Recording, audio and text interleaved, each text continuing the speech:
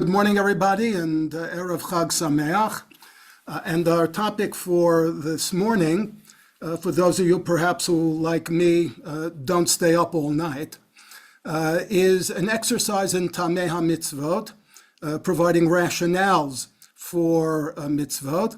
And it's drawn from a liturgical poem, a Piyyut, that was composed in the 10th century by Saadia Gaon.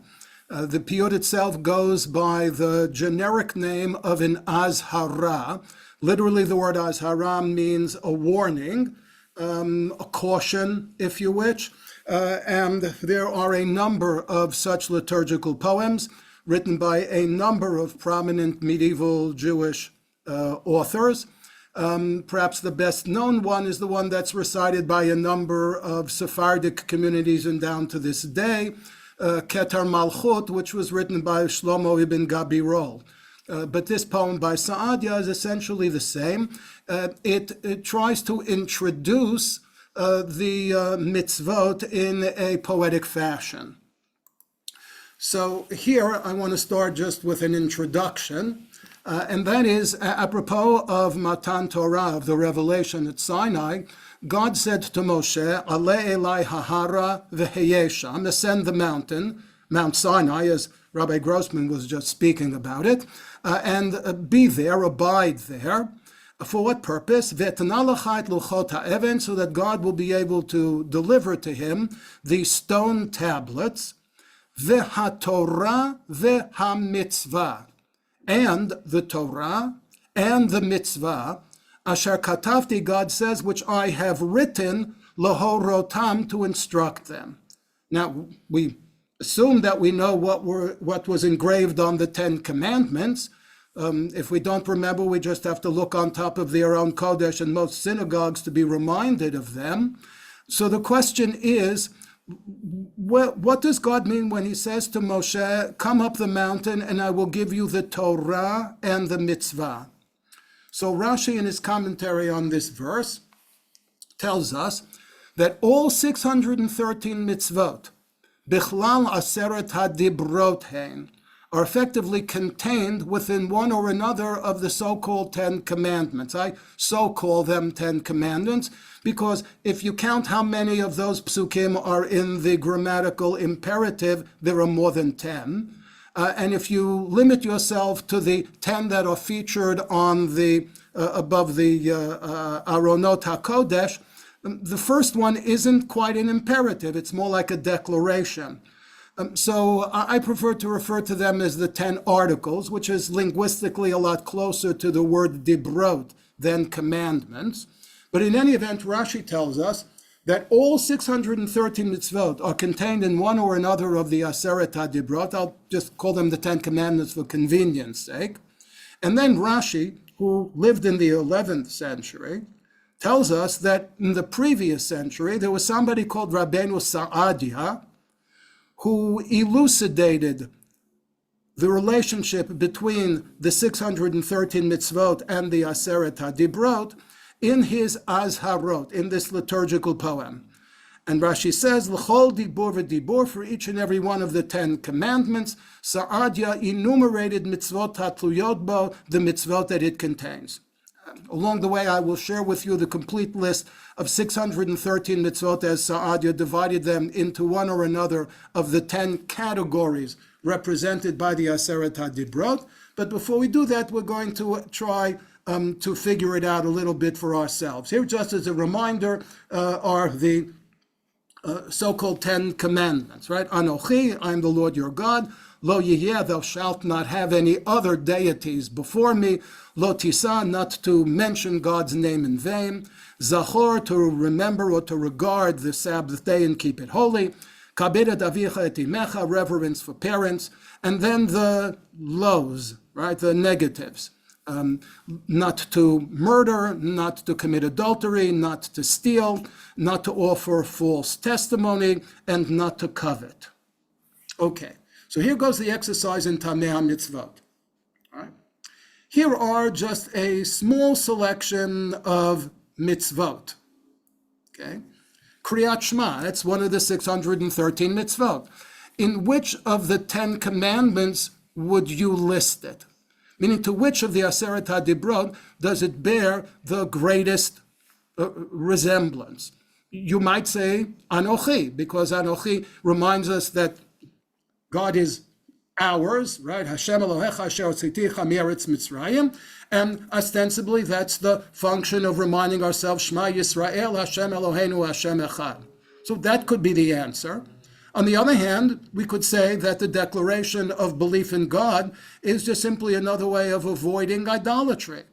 So Kriyat Shema could effectively be subsumed under the dibur of Lo Yehi Elecha. Or, since in fact we think of it more liturgically than theologically, it's part of the davening, then maybe as something a liturgical function, as a ritual, it should be subsumed under the dibur of Zachor.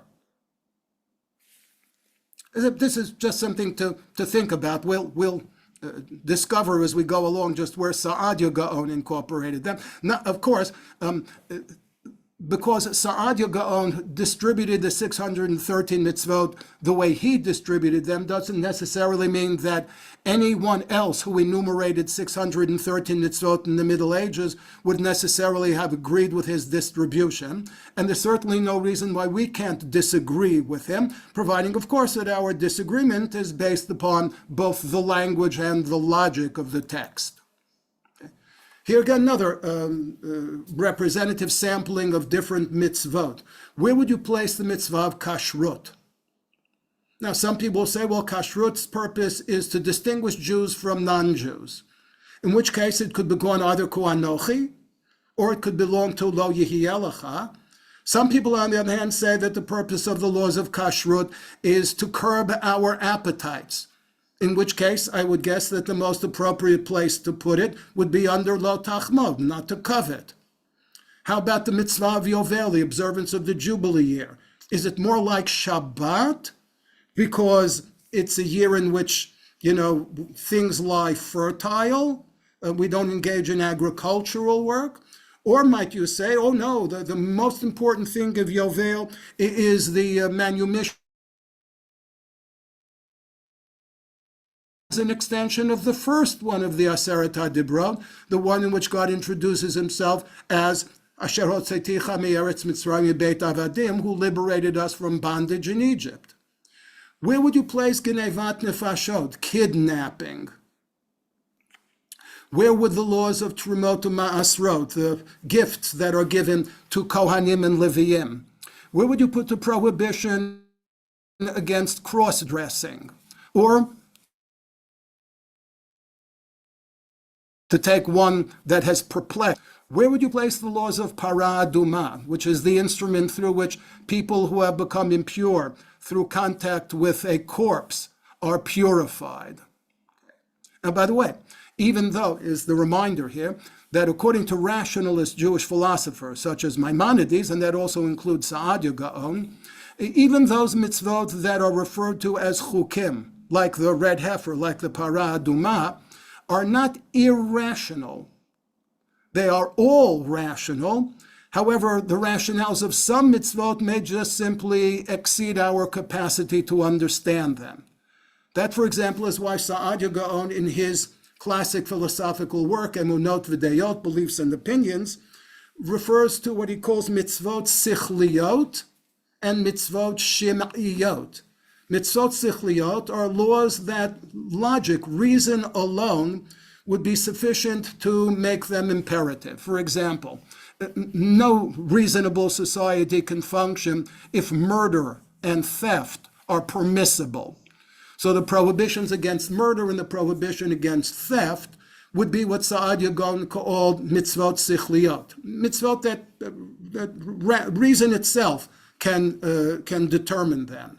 However, on the other hand, we have mitzvot that he calls shim'iyot, from lishmoa. That is to say, they're not irrational, they're not unreasonable, but reason alone would not be sufficient to command them. I'll give you a curious example. Shabbat.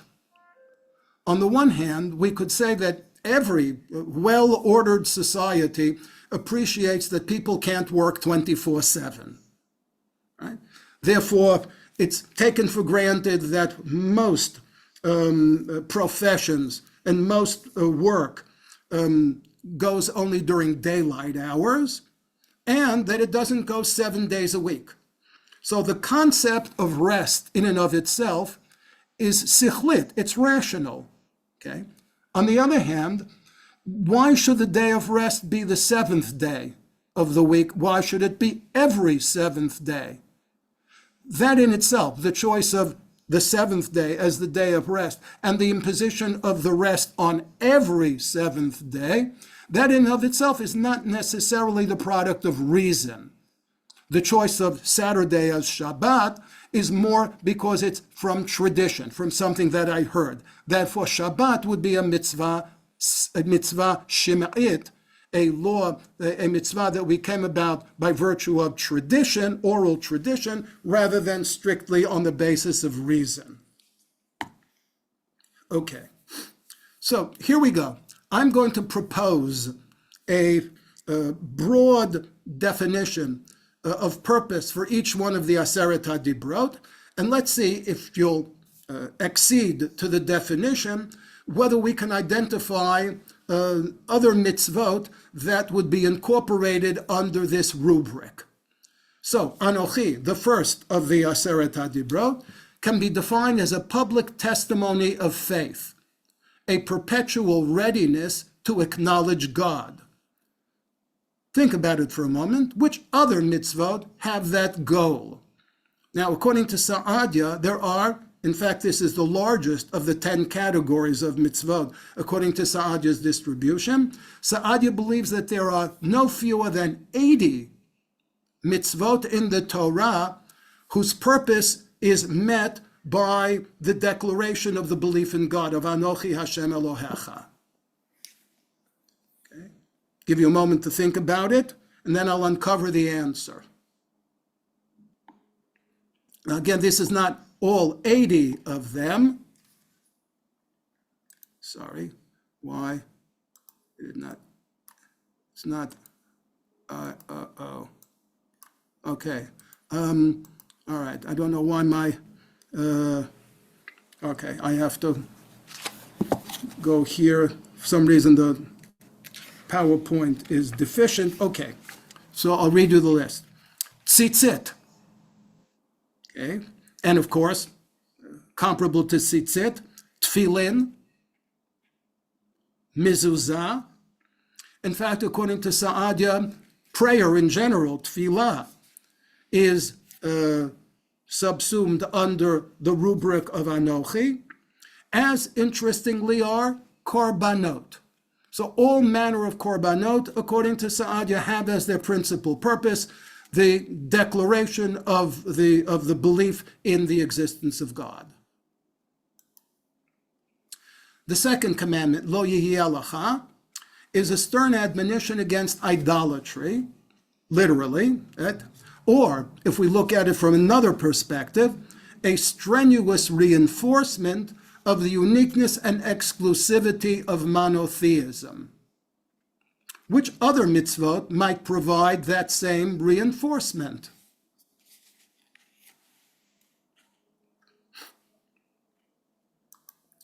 According to Saadia, no fewer than 60 other mitzvot in the Torah have as their purpose that reinforcement of monotheism, the total rejection of idolatry. And they include, of course, those things that specifically prohibit the manufacture of idolatrous idols and things like that, but it also includes forms of magic, kishuf. It includes child sacrifice, molech, and, interestingly, the laws of impurity, tum'at met, the prohibition against becoming deliberately impure by touching a corpse, other than, of course, where it is not only permissible, but necessary, such as in the case of a meit mitzvah, of someone who otherwise would have no one to bury them. According to Saadia, the desisting from impurity is, in essence, a form of reinforcement of the belief in God. Therefore, it is subsumed under the rubric of lo yihiyeh lecha. And so, according to Saadia, is the prohibition against intermarriage. If indeed the Torah warns us itself, it warns the Jewish people that upon their entry into the land of Canaan, they should not give in to the attraction of the Canaanite women, because the Torah says, lest they lead you astray from God and lead you into idolatry. Therefore, if indeed the rubric of lo yelecha is the reinforcement of monotheism and the reduction of idolatry, then according to Saadia, so is the prohibition against intermarriage. The third of the Aseret HaDibrot, lo tisa et shem Hashem Elohecha lashab, not to take God's name in vain, or prohibition against sacrilege in general. Interesting. According to Saadia, keeping halacha is a way of maintaining sanctity, and therefore violations of halacha are essentially a form of sacrilege. And therefore, among the 48 mitzvot of the Torah that Saadia places in this category are dinim, even Jewish civil law, sinat chinam, baseless hatred or enmity, and its converse, tochecha, rebuke, as well as the prohibition against bal tosif, the prohibition against adding things to the Torah that are not sanctioned by the oral law and tradition. Zachor et Yom HaShabbat lekadsho, as we already mentioned in a previous slide, could be seen as any form of ritual or liturgy whose purpose is to establish and to maintain a relationship between ourselves and God. And according to Saadia, this is there are 75 such mitzvot. Now, obviously, they will include things like Shabbat, such as the Shalosh Regalim. That's kind of an obvious one. They also include Shemitah and Yovel, as well as, interestingly, Arei HaLeviim, that is to say, the apportionment of 48 cities in the land of Israel to be the property of the Leviim, and also effectively to serve de facto as Arei Miklat, as cities of refuge. These two, according to Saadia, meaning the distribution of the Leviim all around the land of Israel, is effectively somewhat ritualistic, because it means that within every region within the land of Israel, there would be a permanent established community whose principal, if not exclusive purpose, was to draw our attention to the Beit HaMikdash, to the temple, and to the service of God. Kabed, literally reverence for parents, confirms and secures rights and prerogatives of parents, and by extension, it affirms the need to maintain useful hierarchical social structures, meaning respect for authority, which other mitzvot address the just regulation of an ordered society. According to Saadia, this is the second most extensive category amongst the Aseret HaDibrot, including no fewer than 77 different mitzvot. And among them are, now this is, again, a no-brainer, right? The establishment of a Jewish monarchy, right? Melucha, okay? I know that there are anthems in which mortal rulers are referred to as fathers, and liturgically we refer to God, particularly on the Seret Yemei Teshuvah, as Avinu Malkeinu. Therefore, the incorporation of the mitzvah to appoint a Jewish king as part of this, coming under the rubric of having reverence for parents, is again kind of an obvious one. But it also includes certain things that are not as obvious.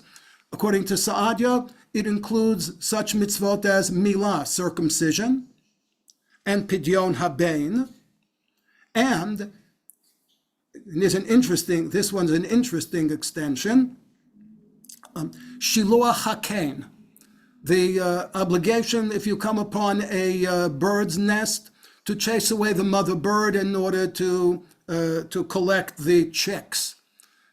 Now, it might on the surface seem to be just the opposite of, shouldn't the little chicks have the same regard for their mother as we're supposed to have for our parents? But again, given that the interpretation of the mitzvah is that this is advantageous for the efrochim, for the chicks, indeed it can be subsumed under the rubric of relationships with parents.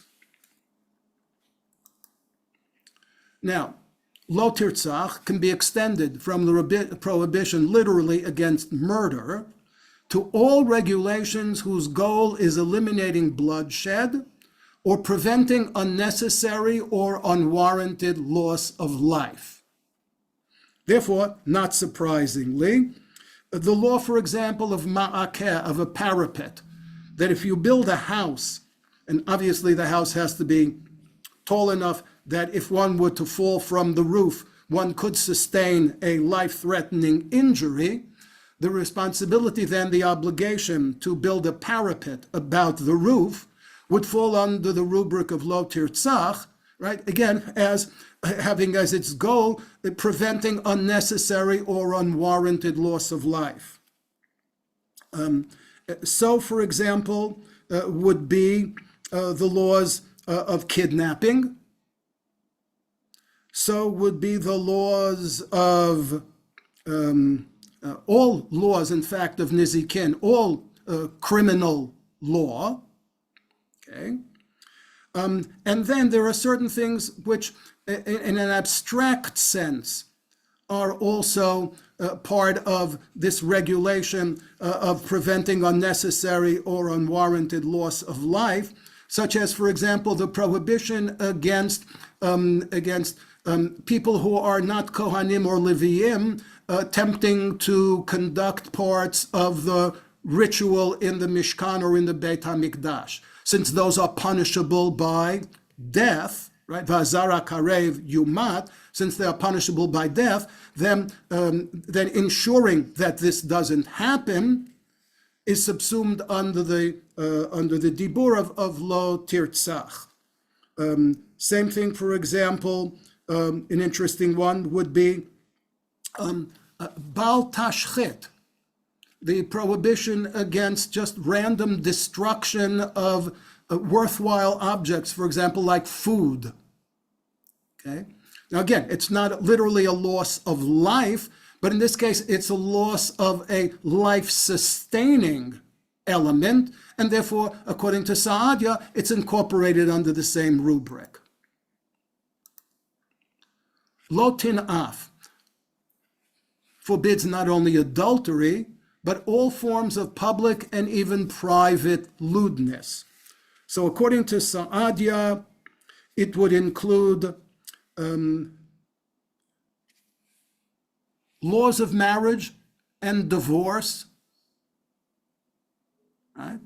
Because essentially laws of marriage, which we call kiddushin, right, is literally even almost linguistically the opposite of ni'uf. If ni'uf is lewdness, kiddushin is sanctification.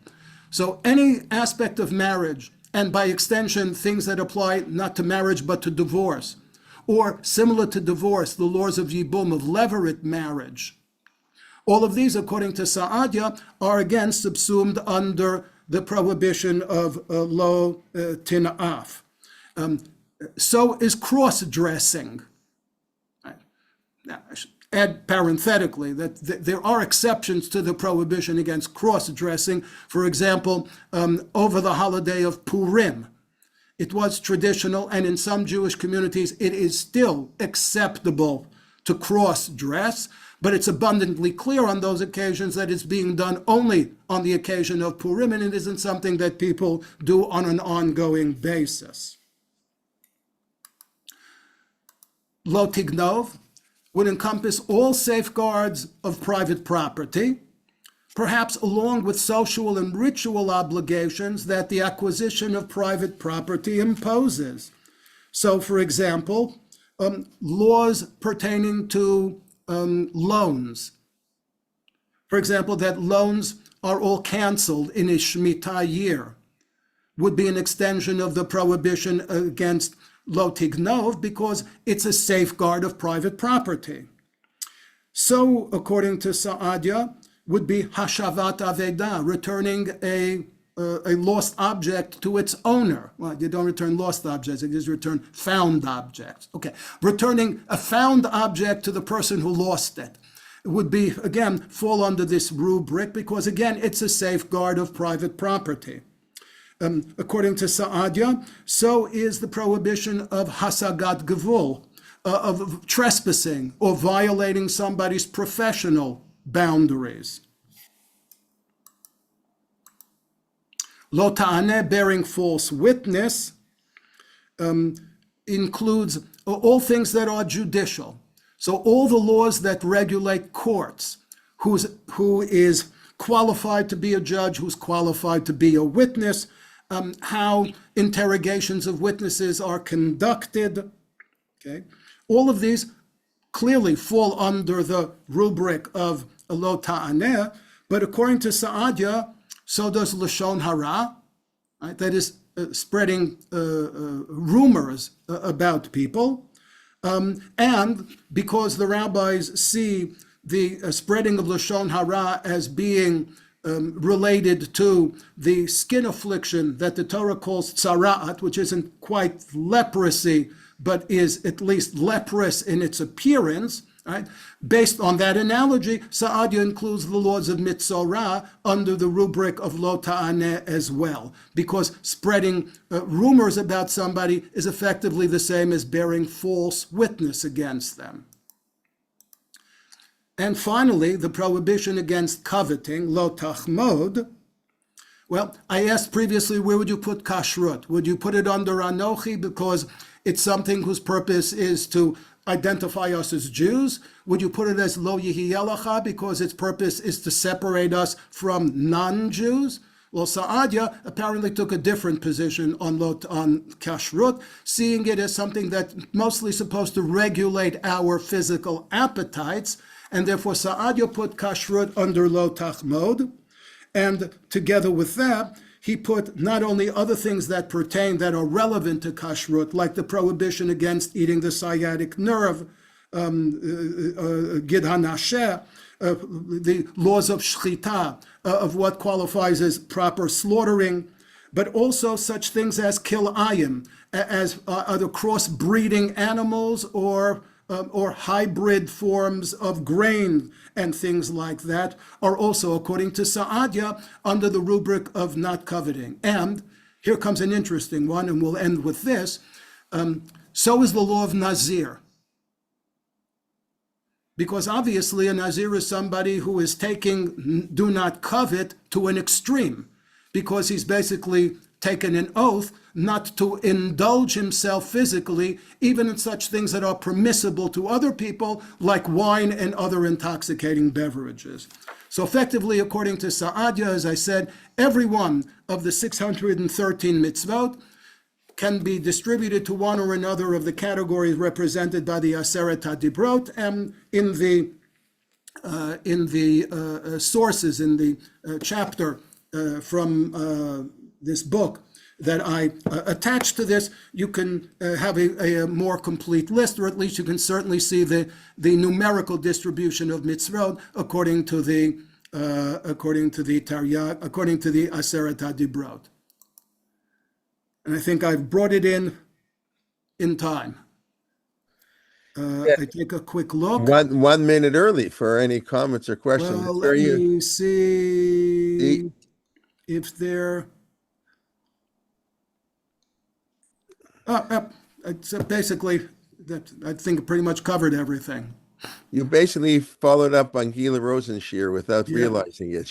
I don't know if she discussed the No. different ways of looking at things. So one way was the foundation, where she didn't go into any, it meant, very different. By the way, I don't have those sources unless, I sent you it on Thursday. I'll you send know you it what? again. I missed it. I'm sorry. Oh, So it's if, okay. So I'll send it again. yeah, and then I'll Not a post it on the problem. website. Not I'm a sorry problem. about that. Okay. Okay. Maybe My it's there and pleasure. somehow I might have missed it, but okay. Rita, I want to thank everybody for coming. Hope, as we prepare for Yontif last night and today, and should be a meaningful Yontif. We should, Kabbalah Sator, we should be a united people. B'lei Echad Ki Ish Echad, and that unity should bring peace to the Jewish people.